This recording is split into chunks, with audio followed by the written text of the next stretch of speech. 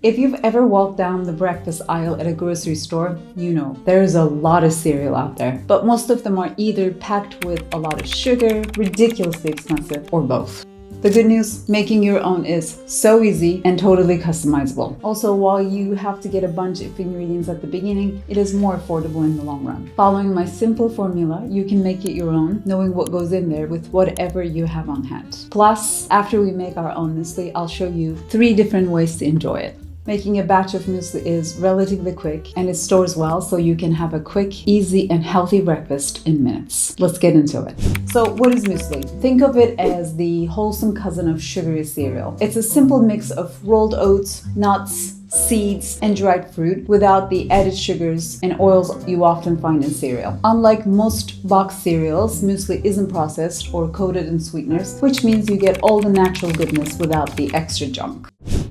The best part about making muesli at home is that you're not tied to a strict recipe. You can mix and match ingredients based on what you like and what you have on hand. I'll give you a simple formula to follow, but you're free to switch things up to make it your own. But before I provide you with a formula, I highly recommend that while shopping for ingredients, look for unsweetened, unsalted, and organic whenever possible. This way you know exactly what is going on in your breakfast. And if you think about it, we do not want any unnecessary sugars, oils, or preservatives in our breakfast. Moving on. This recipe makes about 16 cups of muesli, which is around 16 servings, but you can easily halve or double it to fit your needs. I'll go into detail for each ingredient in a minute, but here's the basic breakdown. We will need 3 cups of quick cooking rolled oats, 5 cups of other grain cereals, 3 cups of dried fruit, 1 cup of superfoods, and 2.5 cups of nuts and seeds. Now, let's go over the ingredients and your options.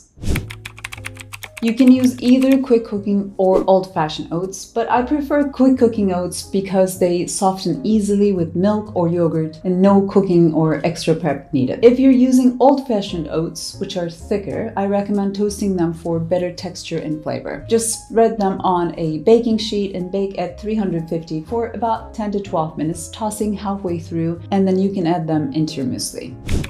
Adding a second type of grain not only gives muesli extra crunch, but also adds more fiber, body, and the mix of textures and flavors to keep every bite interesting. Some of my favorites include brown rice crisps, rice puffs, and wheat puffs. Of course, if you're following a gluten-free diet, just be sure to check labels and pick a safe option.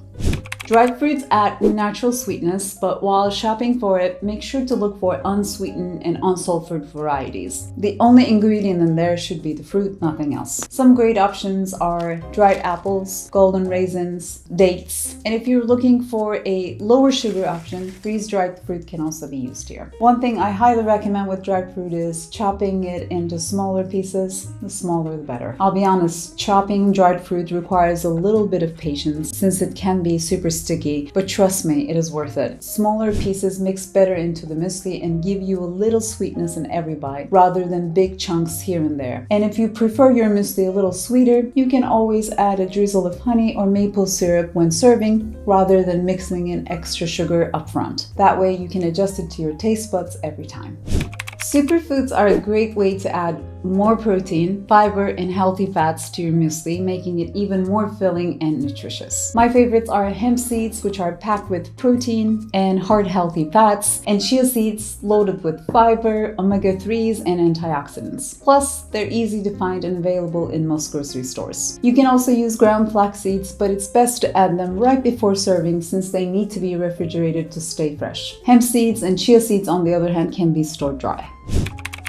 Nuts and seeds add protein, healthy fats, and fiber, making your muesli more filling and satisfying. They also bring a great crunch and the boost of nutrients like vitamin E, magnesium, and omega-3s. You can use any nut or seed you like. Pumpkin seeds, sunflower seeds, sliced almonds, chopped walnuts, and pecans would all work. The only thing I recommend is to buy nuts and seeds that are unsweetened and unsalted.